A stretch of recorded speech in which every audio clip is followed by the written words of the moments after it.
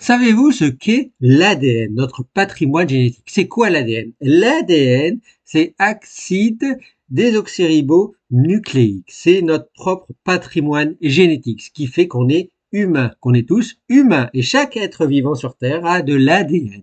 De l'ADN qui, c'est un peu sa carte d'identité génétique. Alors c'est quoi? L'ADN, c'est comme un grand livre fait seulement de 4 lettres.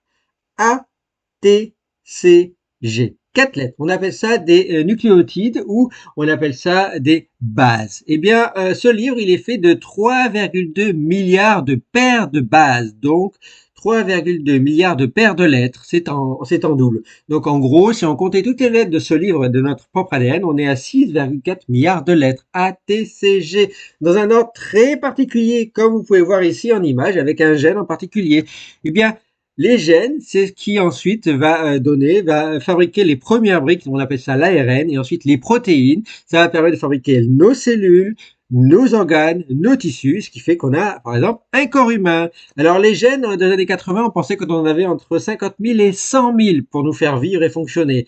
Maintenant, alors dans les années 2001, on est arrivé, estimation 30 à 40 000 gènes. Année 2004-2007, les études plus récentes ont montré qu'on était en 20-25 000 gènes. Et maintenant, depuis 2022, d'après les dernières analyses génétiques, on pense qu'on est entre 19 000 et 20 000 gènes. Et c'est pas encore clair. En tout cas, on a des gènes. Ce sont des boîtes qui permettent donc de fabriquer les briques de notre vie. Et puis, entre ces gènes, il y a des régions qu'on appelle des régions intergéniques. Et puis, tous ces gènes sont organisés dans une comme une pelote de laine. Et on appelle ça des chromosomes. L'humain, par exemple, a 22 paires de chromosomes, plus une paire spéciale XX pour les femmes, XY pour les hommes. On appelle ça les chromosomes sexuels. Et ces chromosomes, ils ont au bout, comme vous pouvez voir ici, des petites extrémités. Ces extrémités, on appelle ça des télomères. Et c'est très important pour notre vieillissement parce qu'on sait que ces télomères, ils sont grignotés par notre stress, par nos oxydations. Et quand ils réduisent en taille, eh bien, ces télomères font que nos chromosomes s'abîment, ils s'oxydent. Et quand ils s'abîment, eh bien, notre vieillissement, il avance. Et même, il peut être accéléré si on a une accélération de le raccourcissement des télomères. Et puis, vous devez savoir, par contre, il y a des cellules comme les cellules cancéreuses qui, elles, s'amusent à rallonger ces télomères pour faire en sorte que les cellules ne meurent pas, ne vieillissent pas. Eh bien oui, c'est la grande guerre contre les cellules cancéreuses qui résistent aux télomères. Et puis, il faut savoir que dans nos gènes, dans cet ADN, dans ces lettres ATCG, parfois il y a des petites erreurs.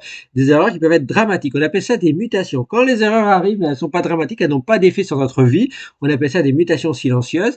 Et puis, quand elles ont des impacts sur notre vie, elles peuvent provoquer des maladies. On appelle ça des mutations non silencieuses, voire dominantes. Et ce sont des mutations génétiques et ça donne des maladies, par exemple, qui peuvent toucher les mitochondries. On appelle ça des myopathies, par exemple, les maladies génétiques.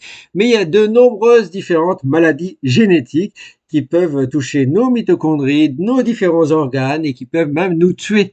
Et puis, il faut savoir que, dernière info, chez l'humain, on est tous identiques à 99%. Notre ADN est tout identique à 99%. Et on a tous 1% d'unique, de quelque chose de part unique de notre ADN. Donc on est tous différents de 1% de notre ADN.